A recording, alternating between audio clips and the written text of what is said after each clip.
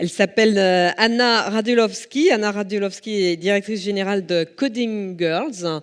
Et je vous demande de l'accueillir chaleureusement. Anna, please. The stage is yours. So today, as I said, we are going to talk about how to attract more female tech talent to your company and to talk about how companies can utilize the right strategy to do that. And I will be sharing my personal experience on how we normally cooperate with companies and how what works basically for companies and what doesn't work. 2 words about me. So I'm the founder and CEO at Coding Girls. I'm also a co-director at the Founder Institute. We help we help aspiring founders to start and run impactful companies. I'm also a Women in Tech ambassador at a Dublin-based organization which is called Diverse In. So back in 2017, I started Coding Girls with the goal to see whether girls are actually interested in technology, and it turned out to be a great success. And then we organized a couple of meetups and then more courses, and then step by step, actually, we started to grow far beyond where we were based, to go to Asia and to start communities there, and now we are already 3,000 plus members worldwide.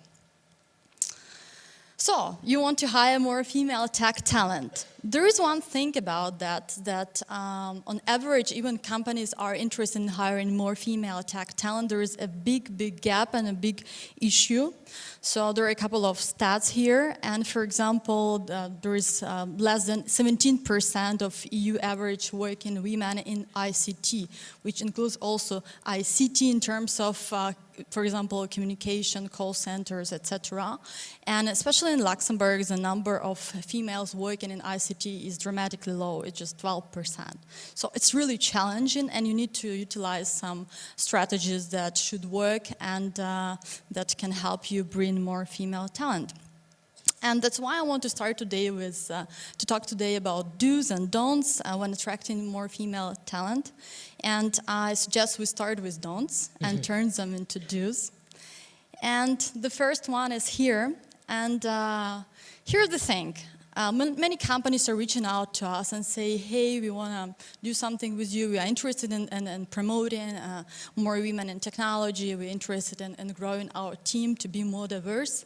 And I always tell them, hey, are you interested to do that because you want to look diverse, or you're interested in that because you want to bring diversity, because you do understand that this is not an option, this is a must. Having 50% of women worldwide as a population and not having 50% at your company can be a really dramatic issue for you in terms of the products you're developing, the services you're offering, the customers you're talking to. And it's also proven that more diverse companies are also financially more profitable. So it's not just about hiring diversity for the sake of hiring diversity and looking diverse. It's about thinking diverse. So more diverse teams are providing better results. They are more successful. They are more collaborative too. Another thing is don't expect women to apply for the job you're offering right ahead.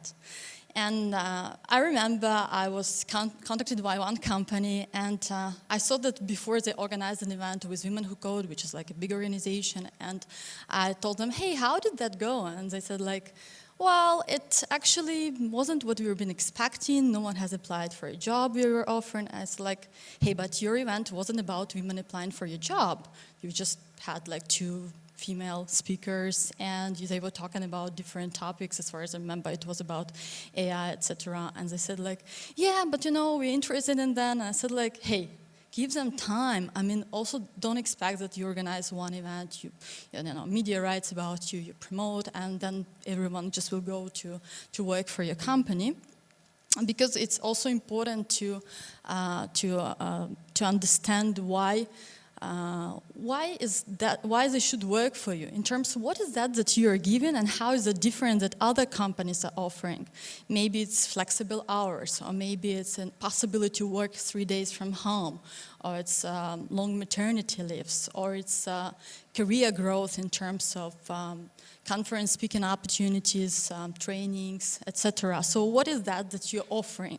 You need to show that you care about what they care, about what women care.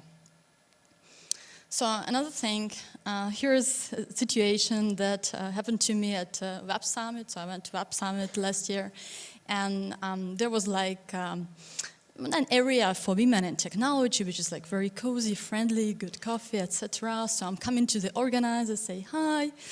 So I see that you're like into diversity and helping women, which is really great, providing mentorships here and there. I said like, yeah. And I said, what about your numbers? Like, how diverse are you? What, like, tell me the percentage of women working for your company. And it's like, well, I don't know exact numbers, but we are like a very diverse company. And I said, that's really great. A very diverse company, I will remember that. So this is very important when you send also people working for you to a conference. Please know your numbers, especially when it's connected with women in technology, and you need to know who are the cool people working for you, what are they doing, what is the percentage of women in technology, etc. So, and here, of course, you need to put a female first in terms of sending more female speakers to different events, and not just telling that you have them, but that they are active contributors toward your company growth. Okay, cool. So we are organizing also a lot of events, and I'm always also asked, hey, you know, we organize these events, and it's not like we don't want girls to come to our events, but sometimes they just don't show up, and I like, okay, let me think, why then don't? So you have male speakers, you offer beer and pizza, guys in hoodies, totally non-inclusive atmosphere, and, well, why don't they show up? So, and changing this approach of offering something what is like more standard and thinking out of the box, and also having more female organizers to help bring some ideas, not just, you know, just order pizza and beer, so we have a meetup next month, etc. So that's not how things work. And what we are doing, we have been organizing, for example, together with companies also, different holiday brunches, coffee, tech talks, etc. So something different, something that's not very typical, and also that doesn't include only beer. And here's another thing. It's very interesting that recently a friend of mine shared, I know that she's looking for, I don't remember, was it Java, a Rockstar developer, and I was like, okay. So that's something that I should also highlight in my talk. So it also has been proven that having these words like using like rockstar, ninja, wizard, etc., and wondering then, hey, why actually women don't apply, or people from diverse backgrounds also don't apply, because no one wants to be like a rockstar working for a company. So using more gender-neutral words is very important, so you can be less biased even in your words. And here is one very interesting startup. I don't work for them, but it's a really cool tool, and it's called textio.com. So you just can copy the job offer that you are about to post somewhere, and to see what is the tone of your job offer. What I did, so I wrote a job offer, and we were targeting women because, well, we're coding girls. And the result was like my job offer was pro-women, and it was like 60 or 70% or so. And then I looked at my words that I've been using, so the words like collaborative, together, friendly, impact, etc. So all these words really trigger more women to apply for the job offer. And you can use it too. I mean, I think that they have some freemium model, so you can test it out. And this is very important aspect to keep in mind when writing something simple as a job offer. And instead of these words that you read everywhere, guru, rockstar, ninja, you can use some more interesting words that won't be that male-oriented, etc. Unless you are targeting more men. Maybe you have a very diverse company, and not very diverse company in terms that you have more females. Yeah, and as I said, different words that trigger positive impact in terms of women to apply more for your jobs. Yeah, that's pretty much it. I just got 15 minutes, and I wanted to leave a couple of minutes for questions. And I'm here hopefully until the end of the day, and then you can ask me questions, you can email me, or we can have coffee, etc. Thank you.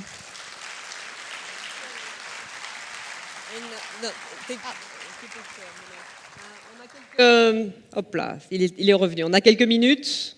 Si vous avez des questions à la salle, on a le temps d'en prendre 2. Est-ce qu'il y a des questions pour Anna ou pas? Je regarde bien. Non. Vous êtes réveillé ou pas? Okay. Il y a une question ici de Fabrice. Alors par contre, le temps qu'on t'apporte un micro, peut-être que tu te lèves et que tu parles fort.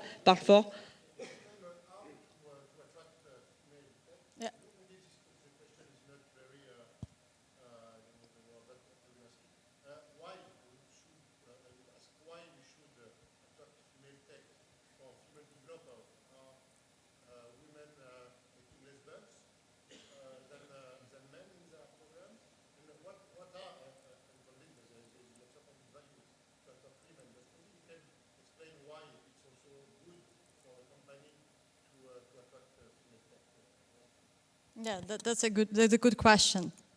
I mean, first of all, as I said, for example, according to McKinsey, companies perform 15% better financially when they have more diverse talent. That's one thing. Another thing, as I mentioned in the talk already, is that if you have like a target which is not only men, and not having women as at your core team could be really dramatic for the results. So another very important example that just occurred to me, and when I was studying about like what can cause not having female engineers in your team. So back in times when they were developing these airbags in the cars, and they noticed that among the victims and the accidents were more women and kids, and they started to think, okay, why so actually? Why like no man? And what they did, they took a standard man, the way they hide, and then that's how they actually created this airbag. So, and the weight of women, for example, is less, and the child is also less. That's why when they basically when they opened, then they couldn't really protect women that much. So this could be really, really dramatic even to that extent. And imagine the products that you're developing, your users are also women. So at least to have women who can test the product and user experience, give feedback on that, so that could be really important. That's like a super extreme case. Well, I understand that, yeah, women give birth, men cannot do that. That's correct, but that's how life it is. But doesn't mean, I think that actually in IT, there could be something done about that, because you can work from home. I mean, you can take less work. It's up to you. I mean, also, I mean, men can help you, or there are different options on that. So it's more about what is your company culture, and what is your company policy, and what kind of flexibility you allow. Thank you, Anna. Thank you very much. Yeah. Thank you. Merci.